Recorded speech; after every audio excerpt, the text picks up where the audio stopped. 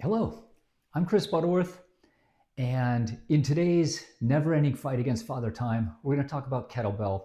We're going to talk about 3 kettlebell exercises that you can be doing today to have an immediate impact on your body. There are kettlebell exercises that get complicated.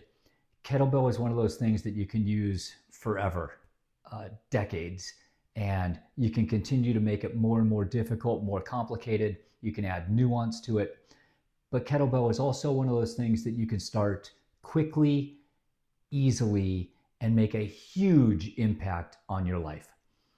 We'll talk a little bit about the workout I'm doing over here, this morning's workout. I would put this more in the advanced category. I'm not juggling and throwing things up in the air or not, but there are some moves in here that are certainly not basic, and the duration that I'm doing is a little bit extended. But let's talk about 3 simple exercises. If I was buying a kettlebell today, if I was just starting out in kettlebell, here are the 3 exercises that I think provide the most bang for the buck.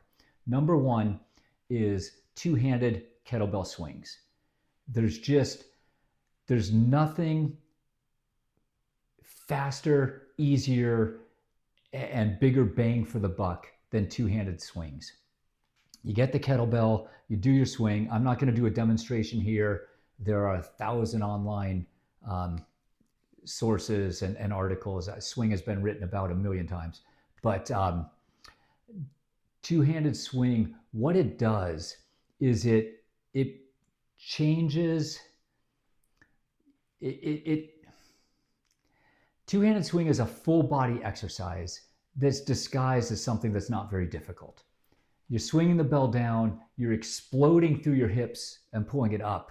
And in the process, you're working everything from your feet and your calves, your entire posterior chain, everything up the back, a little bit of shoulders. It's not an arm exercise. If you're trying to pull it up with your arms, you're doing it wrong. It's not a squat. If you're squatting down with your knees, you need to bend your knees a little bit to get down there. But if you're doing it as a squat, you're doing it wrong. Once you get the technique right, and technique is critical in kettlebell. For everything we do in kettlebell, technique is very important. Once you get that hip hinge right and that hip swing, and you're thrusting the kettlebell forward, that is the movement that moves the kettlebell up. And that movement is power all the way up and down your body. So kettlebell swings, watch a video, film yourself doing it, practice with a light weight. Once or twice you get the technique right, and once the technique is right, you're off to the races. And you can start off with 8 sets of 8. You can go to sets of 9, sets of 10, sets of 11. You can do an EMOM. So set a timer, do your set, and then put it down and rest until the second hand gets back to the top. At the top of every minute, you do another set. Kettlebell swing is awesome. The next thing I would do is goblet squats. Take a kettlebell, hold it upside down so you're holding the handle and the kettlebell is above it. Have your feet shoulder width apart with your feet pointed out maybe just a tiny bit, and do a full depth squat all the way down so that your butt is 1/2 inch off the ground. Your heels need to remain on the ground. What this does is kind of like going to the gym and doing squats. It's definitely going to be a leg workout, but it's more than that. This will open up your hips in ways that you haven't seen since you were a toddler. All guys have tight hips. Most people in their 50s have tight hips. We all need more flexible hips. This will also use your back muscles to stabilize, because at the bottom, your body wants to pull forward a little bit.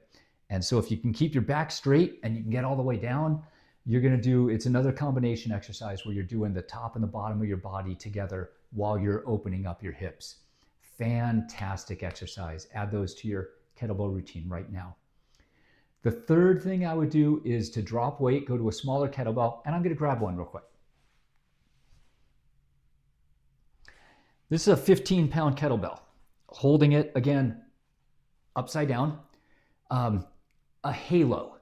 Take the kettlebell, go around the back of your head, and come out the other side. Your bottom hand should be grazing your collar.